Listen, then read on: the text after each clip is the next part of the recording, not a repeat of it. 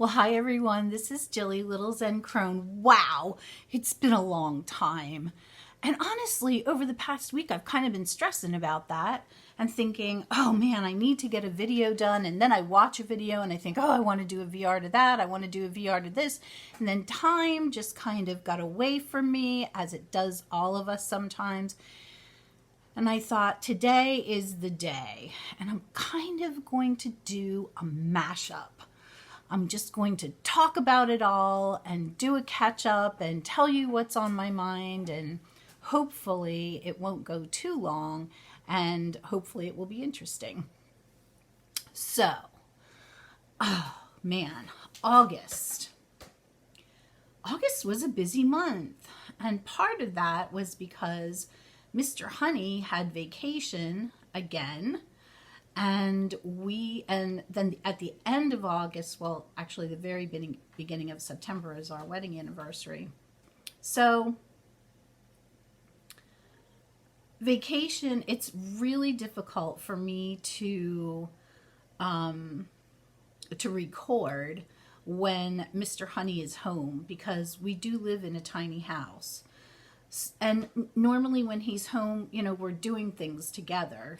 So I didn't get a chance to record for an entire week, which was a little not really like me, and also just sort of got me in that habit of not recording again. Right after that, I became ill with a problem that has kind of become chronic, and that is UTI infections. I have had 3 or 4 now since the beginning of the year, and they, as many of you know, if you've never had one, thank the goddess and keep drinking water. If you have, you know how uncomfortable they are. And I've never really been bothered by antibiotic before, but this last round of antibiotic that I was on, and maybe it's because, I've had 4 of these now, so this is the 4th round of antibiotic this year, really just kind of, I don't know, like took the stuffing out of me. I felt like I just wanted to sleep a lot. So I did. And I tried not to feel guilty about that. I just rested when I needed to. And so this whole thing kind of got me thinking about my health again. And my dear friend, Jennifer Ball from Jennifer Ball's Witch House, has gone vegan. And I think it's been over a month now. I think she just did a video and said, I'll link the video below too, but I think it's been almost 8 weeks now. And I had been vegetarian for 4 years, I think almost 5. Out of that, we'll say 5 years, I did eat vegan for 8 months. At the time, I found it very restrictive. I really like eggs and cheese, and so I decided just to do vegetarian eating. I then went off the whole thing to go keto, which turned out to be a big mistake for me. I lost a lot of weight, and but I did not feel healthy eating a bunch of meat and high fat. I just did not feel healthy. And so when I went off of keto, I gained all the weight right back again. And I'm a woman of a certain age, and it's not like I think I'm going to be the same weight that I was when I was 21 years old again, but I'm trying to be as healthy as I can, as, for as long as I can. So this ties into a video that I saw by our friend Yarrowin. So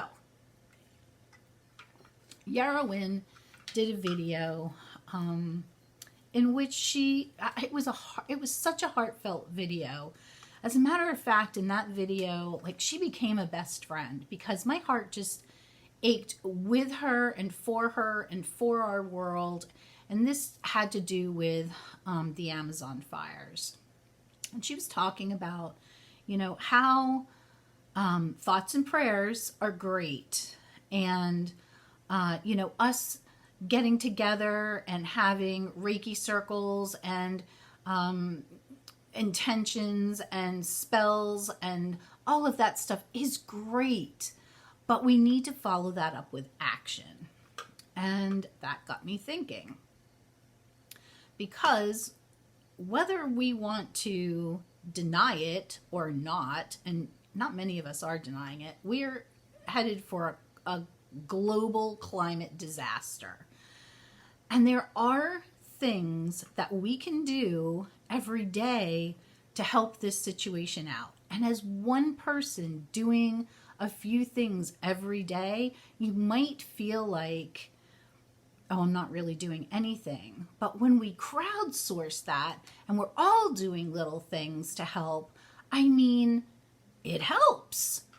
So, a couple of things that I have decided to do, and I would love for people to share, the little things that they're doing. A long time ago, Mark and I, we have always lived in a city where, and we did that by choice. It was by choice, but it was also by necessity because of my vision issues. I cannot drive. So we needed to be someplace that was accessible for me to be able to be as independent as I can be. But that also became, kind of a neat thing. Like when my kids were little and we were walking to go to market every Tuesday, I was able to talk to them about carbon footprint and how we're doing our bit to help. So walking places helps. I do not live in an area now where I can actually walk to a grocery store anymore. But there are other things that I can do. So one of the things that I've started to do, and I wish I had it with me, but you can go on Amazon and buy these too, or make them. I carry a canvas tote, or I actually in my handbag have one of those bags that folds up really, really tiny, a shopping bag, so that I'm really trying not to take the bags at stores. Like if I go to whatever store that I'm going to, the pharmacy, I don't take a bag, or I put it in my own bag. That's one thing that I'm doing. Another thing that I'm doing, and this has been easier than I thought, but not a breeze, is that Mr. Honey and I go through a lot of paper towels for some reason. We must spill a lot. I don't know. But we go through a lot of paper towels. So I was talking to him about this one night, and he said, look, we have these bamboo paper towels on sale at Home Depot. They're reusable. You can wash them. Do you want to try it? I said, sure. So we brought those home, and we've been using them, and they're great. I still find myself wanting to reach for paper, but these have really worked out well, and I can just throw them in the washer, or actually even just hand wash them and hang them up. Along that same line, we have just now, it's funny, we've just used our last paper napkin. I have just seen 4 paper napkins back in our paper napkin holder that must have come from a fast food restaurant that Mr. Honey visited while he was at work. But what we're doing is we're using cloth napkins. And I know this sounds really silly, but it's what I can do. We recycle, and we really are conscious, because we have also made the conscious decision to downsize and move into a tiny house, we're very conscious about our purchases. I've gone from using plastic sandwich bags to using the beeswax wraps, and you can actually make those yourselves. It's not that difficult, and there's all kinds of videos on YouTube as to how to do that. Or you can go like the old-fashioned route. When we were kids, when I was a kid, we had wax paper bags, and they still sell those. They are biodegradable, I do believe. And there's also just fabric reusable bags. So, you know, we go back to the adage, reduce, reuse, recycle. And then turning it back to the health thing, and then the environment, I have decided to go vegan again. This has not come without its challenges. I now live in a very rural area. I mean, I live in a little town, but there's not any like big towns around us. I'm an hour, 45 minutes away from a big town.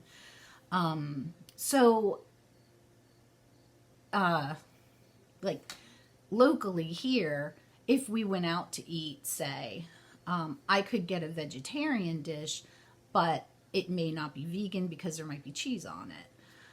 So I'm trying not to stress about that. So my diet is plant-based. When I'm at home, I'm eating vegan.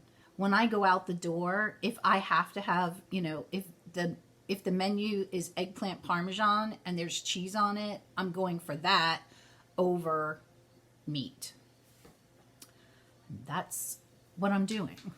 I just had my blood work done for my physical, which comes tomorrow, and my cholesterol has gone down. So that's a good thing. So eating vegan is working for me. All right, now on to the more tarot things. I'm also really, Simon, trying to limit my deck purchases. It's very difficult when you have a friend like Simon from the Hermit's Cave, who is a deck collector extraordinaire and is constantly tempting you with decks. As a matter of fact, I did get tempted. And I did buy one deck on his recommendation, and honestly, it's been one that's been on my list for a while. I am going to do an unboxing because it came in the mail. Can you guess what it is? I'm excited. So I will do an unboxing of that. I also, the Tarot des Ozarks came this past month in August. I did a walkthrough of that, and I've really enjoyed looking at that deck, just getting to know it, you know, through going through the cards. I have also revisited an old deck, and I should go and get that deck and bring it here. So I will do that. 1 minute. And we're back. So I have been working with this beautiful deck by Palin, the Everyday Enchantment. I saw this on Simon's channel, I don't know, a few months ago. He just revisited this on his Throwback Thursdays, and it was a wonderful live, and Palin was actually in the room, and it was just great to talk, you know, to be able to chat back and forth with her as well. But my story with this deck is that I'm a Waite Smith girl, and my soul deck became the Druidcraft, and probably the Gaian, which it's close to, it is closest to a Waite Smith deck, but there's some differences in it. But anyway, those two decks have really become my soul deck. I never thought that another deck would speak to me the way those two decks did. And then, you know, a few months ago, I saw Simon do a walkthrough of this deck. And I fell in love. This is really a contemporary take on the Waite Smith deck, and I absolutely love it. So I have been working with this deck for half of August, and it's going to easily be into September. And this brings me into a brief discussion, which was going to be an entire video and still may be, about how I work with a deck. So when I start working with a deck, I usually leave at least a month and a half to work with a deck. And how I do it, which may seem very cumbersome to a lot of you, but there is a method to the madness, so just bear with me. The first thing I do is I usually go to the dollar store and I buy a small wire-bound notebook. They are approximately 4 by 6, 5 by 7, but buy whatever you want. I buy them because they're $1. And I start with the deck day one, and I turn the first card over, which is the Fool, and I look at that card and I kind of get an impression of it myself. And then I do look at the guidebook. The guidebook for Poppy Palin's deck, this deck, is fabulous. I love the guidebook for the Druidcraft, and I use it just as a guidebook. It is well worn. This book will become one of those. She goes through and talks about what the Waite Smith card looks like, and how her card is different, and yet how it's the same. And then she goes through the symbolism in the card and explains it. The Gaian Tarot book is also really, really good at this. So what I will do is, in my book, I will write down the symbolism as explained in the guidebook. Then, and any impressions I have of the card. Then I shuffle the cards and I use the deck for my daily draw, and I draw a card. Again, we'll look at the book for the symbolism because I'm not familiar with the deck. And then I journal about it in my own tarot journal. I then reset the deck. Now, that really is it is a lot of work. I can't tell you that it's not. And it is a little cumbersome, but there's something about the resetting of that deck every day. I look at these cards every day, each and every one of them. And by the end of a month or a month and a half, I'm really familiar with them. They are old friends. And so that is the method that works for me. And that is what I use. So there's that. So I've been working with this deck since the middle of August, and I will continue working with it. I have not ordered any decks in September. It is only the 9th, but I have not ordered any decks in September, and I'm going to try not to. For an entire month, I'm not going to order a deck or an oracle deck. And for my September wrap up, I'll let you know how that went. Okay, books. Well, as you know, as you may not know, I have been studying Zen Buddhism for a very long time, and I am being ordained next month in October as a Zen priest. So I have been reading lots and lots and lots of Zen stuff.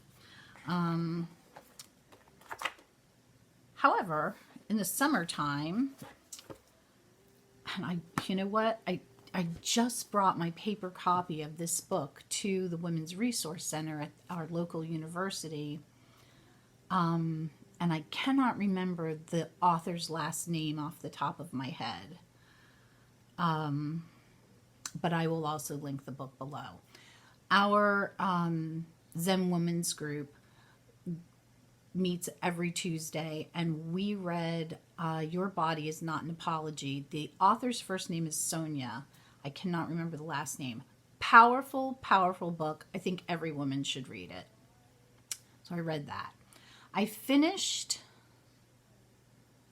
a Phillipa Gregory book, which I think I actually started in July. And I started a book about the Princess Louise. This would be Queen Victoria's daughter, Louise, who was very avant-garde and very forward-thinking for her time. She lived from the mid-1800s and she passed in 1939. But it is it's a wonderful book. And then, because my secret vice is that I listen to true crime podcasts, and I have been listening to one that I highly recommend if you can handle it. Well, and I say that it's not gory. It's not that. But I mean, you are listening to podcasts about serial killers. And this podcast is just extremely well done. And it's called True Crime Bullshit by Josh Hallmark. And it dives into the Israel Keys case. And I also belong to the Facebook group. And the Facebook group, in the Facebook group, there was a book that came out by an author by the name of Maureen Callahan called American Predator, and I also read that book. TV. Don't watch it.